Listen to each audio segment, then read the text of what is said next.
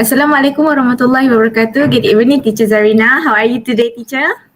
I'm fine, thank you. How about you? Alhamdulillah. Thank you for your pleasure and approval to be interviewed. So, shall we start our interview session now, teacher? Okay. Okay, basically this interview is for me to gain information about the application of my learning, my subject, which is psychology and learning. Okay, so I want to know about the learning theories and the students' learning style in your classroom. I was informed that you are teaching English, also visual art for secondary level, and Yes. yeah, therefore I have curiosity of how you teach those two subjects for two different level of student. Also, beside in your school, which is located in rural area in Kota Baru, perhaps there are some of the student who are can be categorized as slow learners. Okay, so without further ado, let's start with the first question. Okay, the first question is, what are the learning theories that you are applying in your class, your English class, and also your art classroom, teacher? Okay. Like you say before, there are two learning theories that I apply, which are behaviorism and cognitive. So in our school here, SMK Padangkala, which is situated in a rural area where most of the students are Malay and very weak in my major subject, which is English language. There are few of them that can be noticed as slow learner. So what I have applied when I'm teaching English for lower secondary students is behaviorism theory, where I encourage the students to interact through the environment. Like creating English environment here in rural area in Kota Baru, Kelantan, it is hard to do it. So it depends 100% on teachers, where teachers need to provide the CEE. For example, they will follow how I speak English in the classroom. However, the rest, when they are at home, they will use their mother tongue, like their dialect, which is Kelantanese dialect.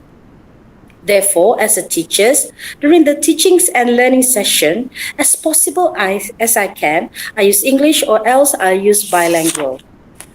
By using behaviorism, I ask them to repeat like certain words, the movement which sometimes through songs, and this will call drilling in terms of speaking.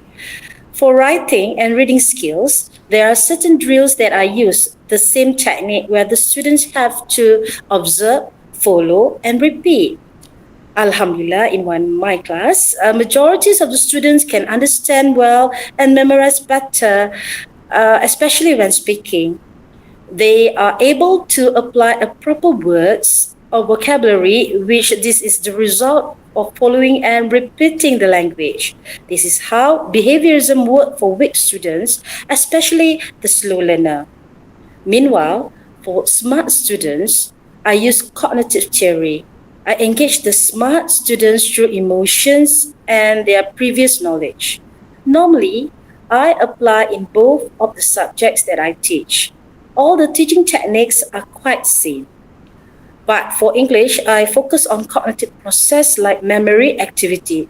This is mostly for writing. For example, for smart students, they have their previous knowledge. They try to use adopt and adapt technique, where they try to mix some of their previous knowledge. When we are teaching new things, they attempt to apply the adopt and adapt technique. For example, in writing, normally for smart students, I just let them write first. Then, on the second session, I will give them the sample AC. So they will differ the first one, which is theirs, and the sample AC. Besides giving the sample, for moderate students who are not able to write on their own, so I give them some draft of the essay. Based on the draft, they try to finish up the essay by discussing among their friends the list of the points, keywords, and elaborations of the points. In the same time, they do brainstorming using cognitive learning skill. They are going to discuss and collaborate the ideas as well as combine the content among their friends' essays. Here, as a teacher, I give them some guidelines and try to assess them whether they truly understand or not. Based on their basic skills, based on their basic knowledge, teacher will add on and encourage them as well as imply certain knowledge. I think that is all for the learning theories.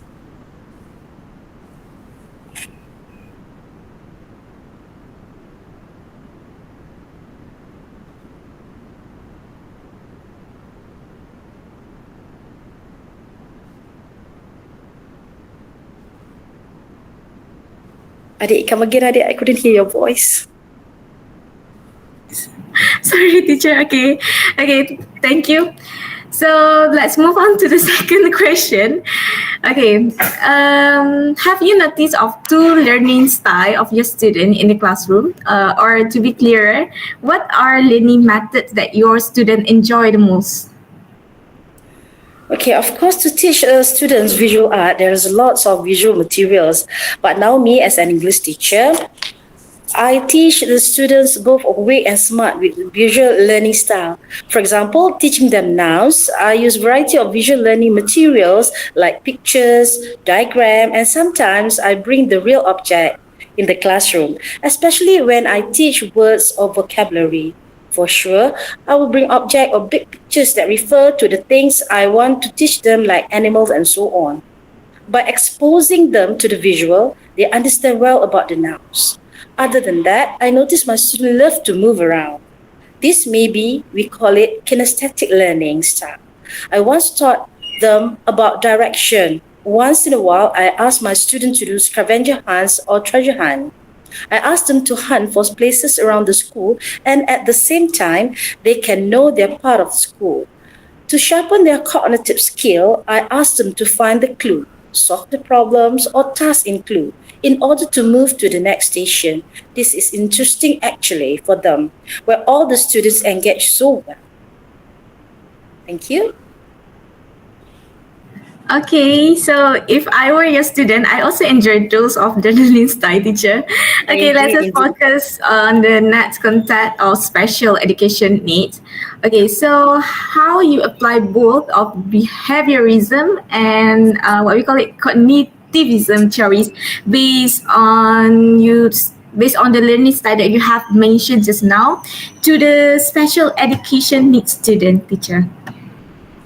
Okay, for behaviorism, I give them reward and praise them. If a student can answer the question right and get higher marks in my subject, I will appreciate them by giving chocolates, sweets, present, or sometimes money to encourage them and motivated them. Also, if the student finish their work, I give them cute and colorful stickers.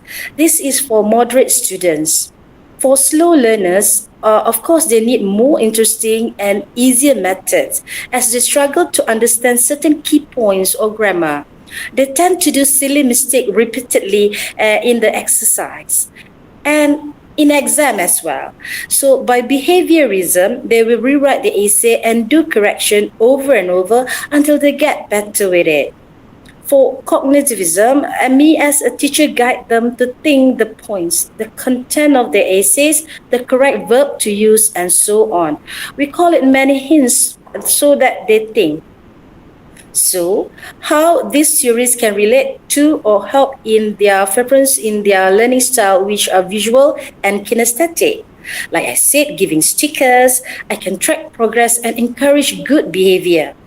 For kinesthetic, I ask the slow learners to draw and solve puzzle. Sometimes we sing in the classroom.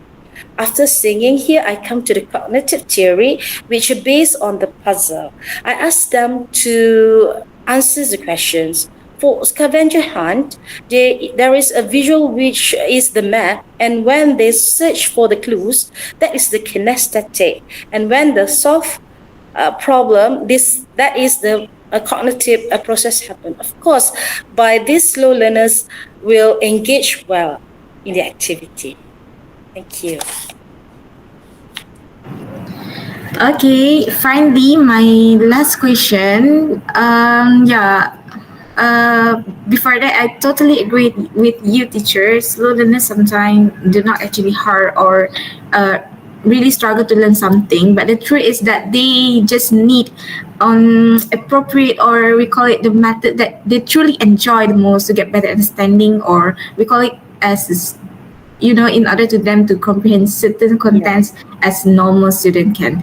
Finally, my last question in our discussion for today is, what are the implication or positive impacts of applying both of teaching theories and learning style to teaching and learning, including students with special education need? Okay. Okay, for the first one is for increased motivation and engagement. So for behaviorism, rewards and praise help students to stay motivated. For slow learners, offering rewards like stickers or chocolates when they answer correctly encourages them to keep participating. The impact, reward makes learning fun and helps students stay engaged in the class. For kinesthetic learning, activities like scavenger hunt get students moving and excited to learn, which keep them engaged. The impact, movement-based activity help kinesthetic learners stay focused and enjoy the learning process.